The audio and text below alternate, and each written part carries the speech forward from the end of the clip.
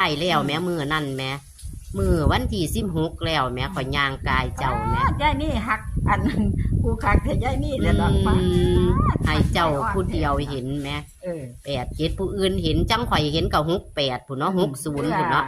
ข่อยเห็น60แต่ว่าฮู้บ่6กับ9ตัวเดียวกันมันเป็น90ก็ได้แต่ว่าโอ้ยเสียดายปึกคักเอาไม้เอาไม้เพิ่นเจ้าเป็นคนมีเส้น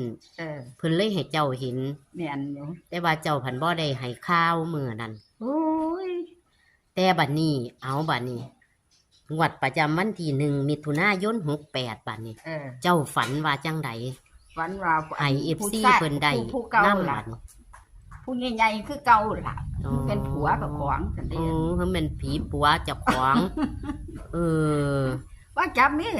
ลูกเมียพะนะที่มาจับเจ้ามาปลุกเจ้านั่งในวางสิเป็นบ้าติยายเพิ่นน่ะว่าเอาผู้ฝันแม่นาง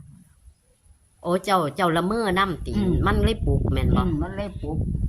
ปาดโธ่ละเมอเพิ่นมาคือเก่าเพิ่นมาปลุกเพิ่นเอาหยังมาให้ที่นี่บ้าน94กับ59เพิ่นเว้าบ่ว่าจังซี่ล่ะแม่